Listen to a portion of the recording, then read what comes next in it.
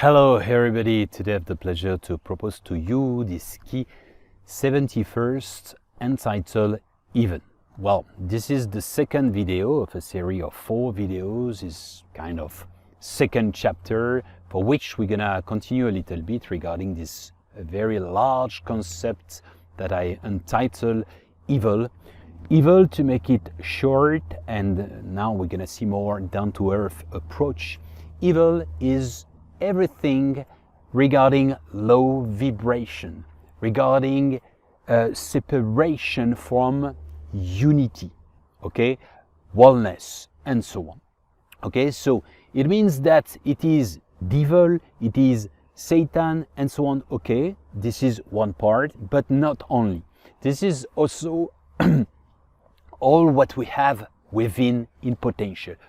Every luminous idea can be, let's say, affected and change and turn into darkness. That's the most essential part.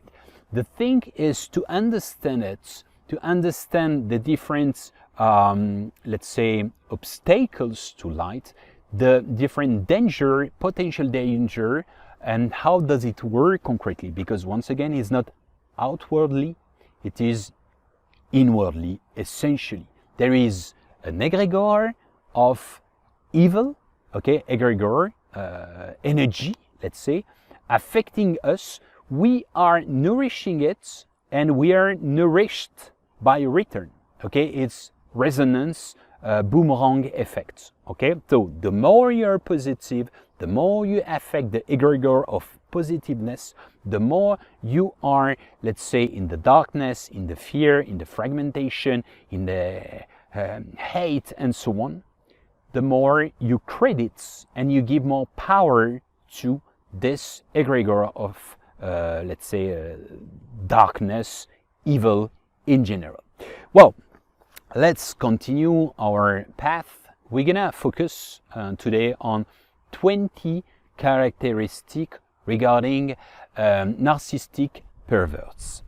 Why? Actually, this is referring to the book I wrote. I told you it's in French, The Dictatorship of Goodness.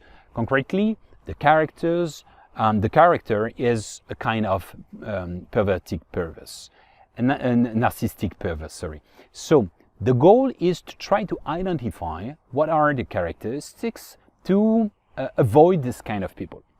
Just to make it short, I tried to find some figures. Apparently, there is 1% within the entire humanity. I'm not sure about this, the relevance of this figure, to be frank with you. Probably it's evolved with time and so on. But anyway, second point, very important. According to my research, 70% among the narcissistic perverse is more masculine. Why? Because 70% are male and 25% are females. Why is so important to know and the characteristics? Because, to be frank with you, I never said that, because not everything, I mean, we can solve any problems normally, but this one is so tough, so difficult. I mean, a normal person cannot do anything for a narcissistic pervert. The only way is to separate or to run away, to be frank, if you want to preserve yourself. So, except psychoanalysis and so on, a cure can help indeed. But usually it's really tough because it's very deep inside and so on. Is the fruit of education, maybe fruit of suffering and so on. Anyway, but just for you to identify. Why? Because usually a narcissistic perverse use someone he can master and also fragile and also sensitive and so on and so forth. Okay, vulnerable, fragile. So what are the 20 main characteristics? First of all, well, I'm gonna say he, it could be she, but let's say it would be easier. He demands perfection with others, in others, thinking himself perfect. Okay, so he has really high consideration of himself, and he expects the perfection from everybody, but very often his speech is different of his own behavior, his own task. I mean, secondly is he flatters usually the ego of other people, and he oscillates as well with both up and down, and also is lowering as well people in general. So it can be, for example, with his partner or friend, oh, you're so beautiful today, and just 1 hour later, oh, it's so ugly, you know, up and down all the time. So that's the most difficulty is that. Why? Because it's not, it's not horrible all the time. I mean, a narcissistic pervert has, let's say, a luminous part. Sometimes when everything is perfect, he's gentle, he's probably very affective and so on, very smart, he's funny and so on when he's up. And then when he's down, he's a disaster, he's the chaos, and he's attracting you within. And you are always in up and down, creating usually a notion of syndrome of Stockholm. You're the victim, but you want to defend your executioner and so on and so forth. So that's the main danger. Third is absolutely not stable. Is absolutely unstable. Is in perpetual change. Okay, it's changing his mind, changing his mood, and so on and so forth. So it's very difficult to follow. Fourth is violence, physically and or more verbally. That's to say orally. Okay. For example, he will always say, "Oh, you oblige me, you force me, you made me," because he try actually to accuse people afterwards. That's the fifth element. Is he victimizes himself. He is always the victim. It's never his fault. That's why 6 is disclaiming systematically responsibility. Disclaiming responsibility is the notion of disempowerment. Okay, de-responsabilization is never his fault. Is others. Is always blaming others. That's a very particular aspect. Is very often he use emotional blackmail. Okay, he knows how to do. Just one thing. Also, I didn't precise, but maybe there is different variation.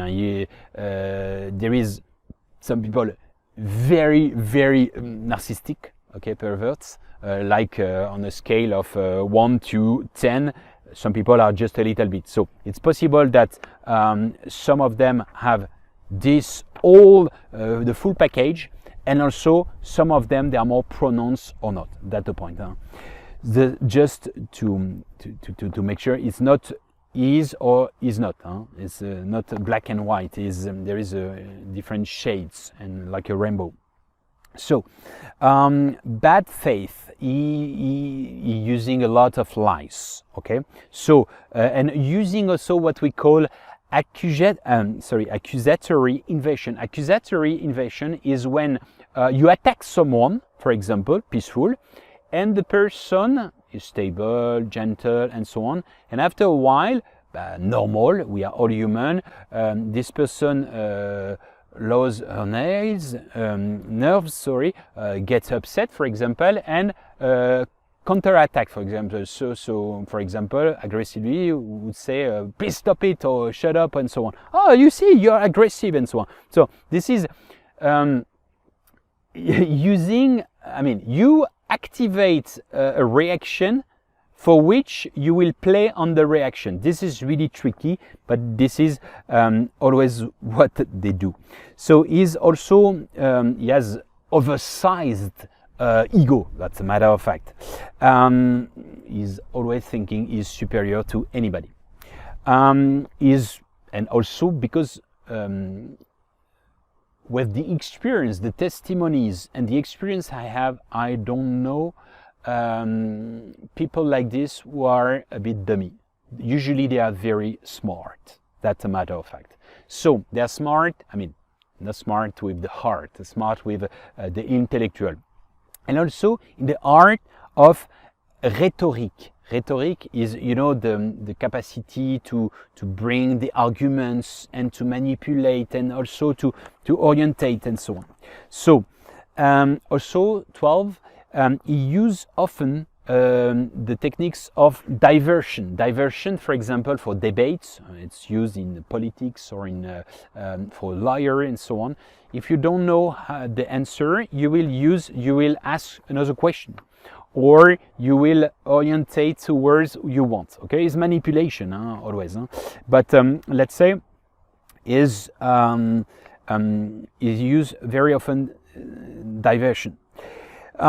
He can stand being wrong. Okay, he doesn't like when he's contradicts. He's always right. Okay, and nobody is smart enough to understand his brightness, his smartness, and so on, so far. Okay, so he's never doing self-analyzation. Okay, he's never try to do, let's say, auto-criticizing. Okay, never. Okay, so he invokes systematically logic, rationality to justify his own tastes and will. Okay, for himself and by selfishness, of course. Okay, he manipulates people doing things without their consent, effectively with blackmail and so on and so on. He's kind of little subtle dictator, basically.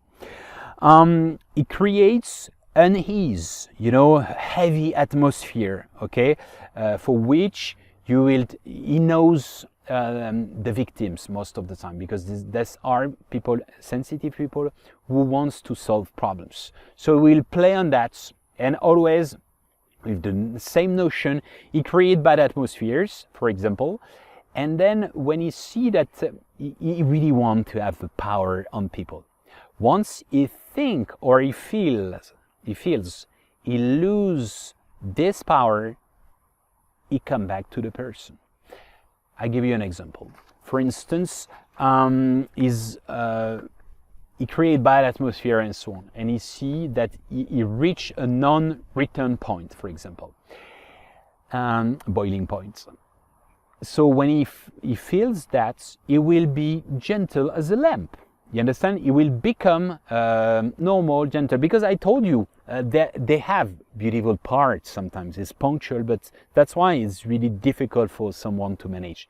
And most of the time, this person say to herself or himself, "That's fine. It's like this. Not everything could be perfect all the time. So sometimes there's beautiful moments. Sometimes there is dark side or downside. It's like this.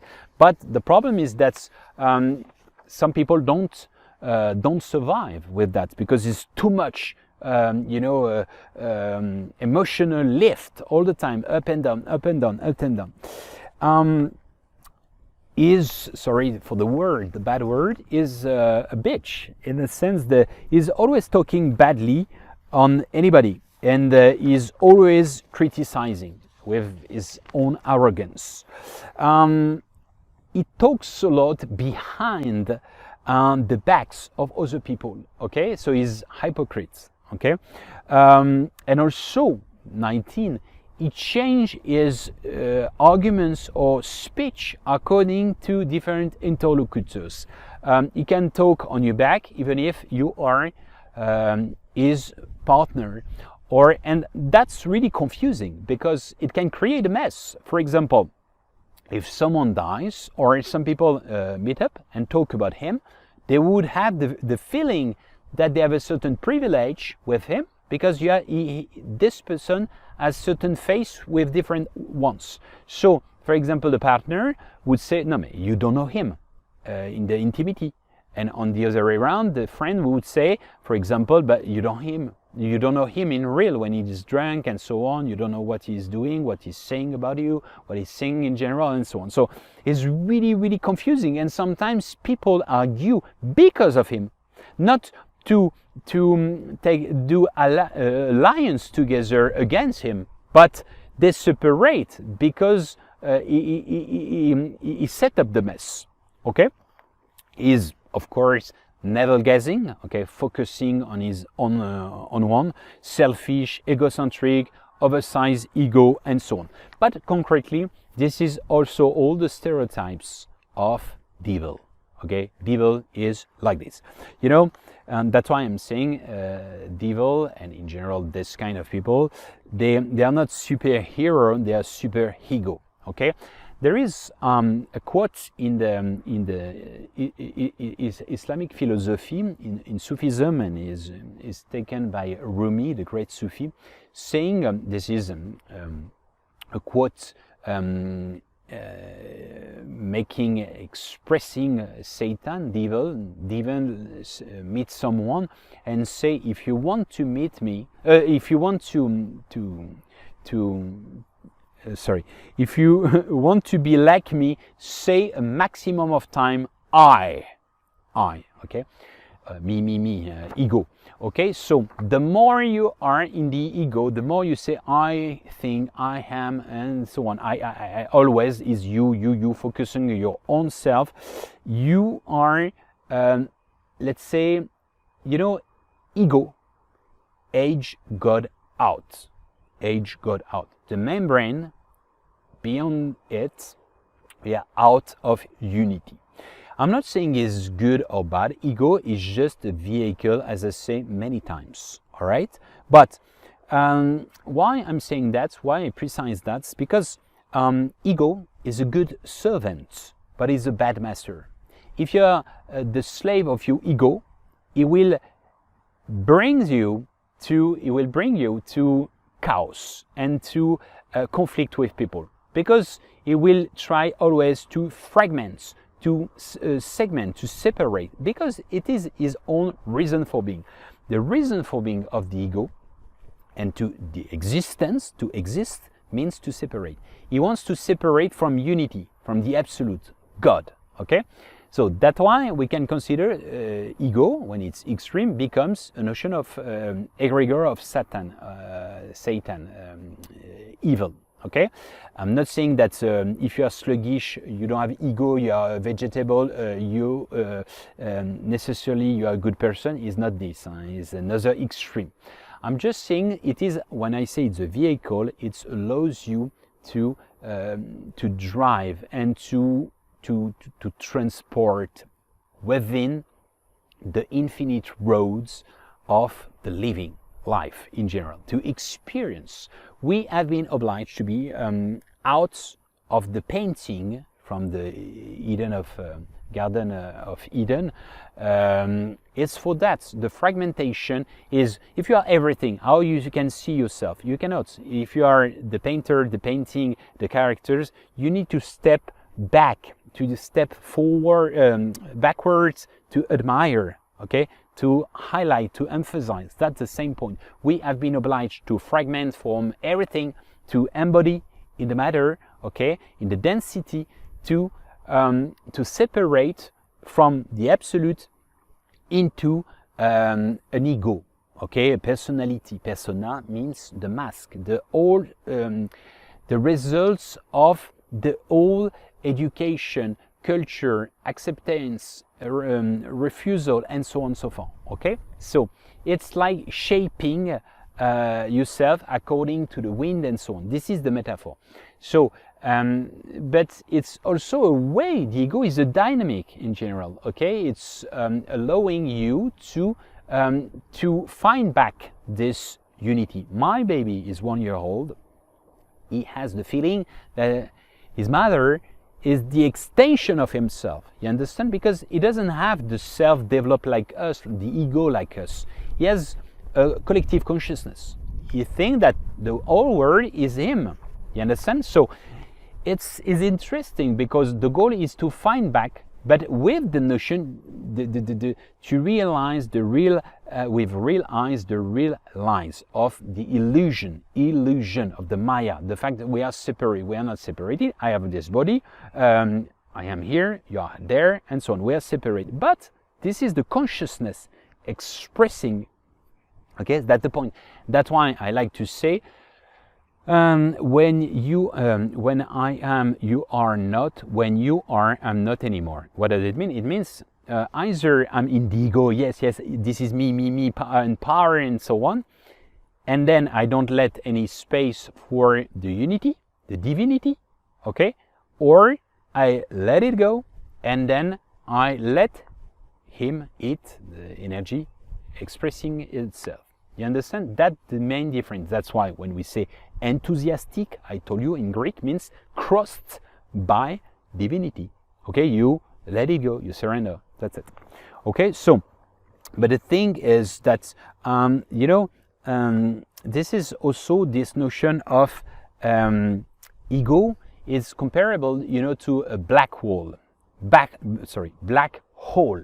A black hole, concretely, in physics, concretely is gravitation, very density, okay, so far attracting everything, even space and time, okay? So is when I say ego is like a black hole, because it's attracting everything, okay? So it's a kind of gluton, it's a kind of vacuum cleaner, of everything. All right, space-time and so on is a force of attraction, but on the other way around is law of attraction, force of attraction. But as in physics, as long as force of reaction, as long as you have a vector, you have the contrary. Okay, there is a resistance systematic. So this is a force attracting to itself, and in parallel it allows, this black hole allows the expansion of the universe. Okay, so we can consider finally, to make it down to earth, is like competition. If you respect people, is not you punch people and you are lawless people just to obtain and to get your goal and so on. If you respect people, competition is not bad. I remember to have practiced gymnastics to national wide. I had a very good friend of mine. He was very good and even a little bit better at this epoch. And it was a competition. It was stimulating. It was motivating. Okay, so when you see athletics, sometimes they say, okay, go, and then like this is motivating. You understand? So is what I try to tell you is human. Competition is human. Ego is human. The only danger is to see as a ultimate finality. Is also the notion of disempowerment. Disempowerment is the principle of scapegoat. Scapegoat, what is it? Scapegoat, sorry.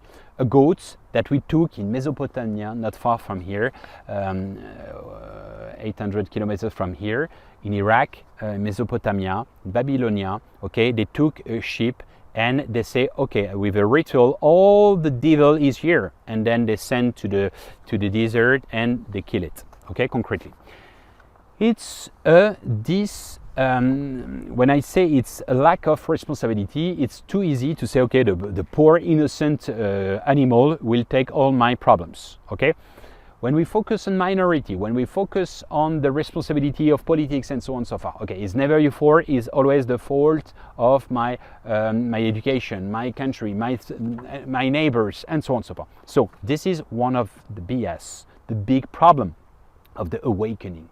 The awakening and the comparison, so the spiritual ego, the real awakening is not accumulation of knowledge with dust. This is activating your heart, your high vibration, your, let's say, without comparison, with the respect that the presence, the unity is everywhere. Everybody has his own rhythm within his inner path. That's the real awakening, this respect, and not the one eye, person in a certain extent in a spiritual ego saying, wrong, right, like if they had the truth. I told you many times, truth, the absolute truth is the sum of the subjective truth, in the sense that the absolute reality is the sum of the subjective reality. You have a part, he has a part, she has a part, I have a part.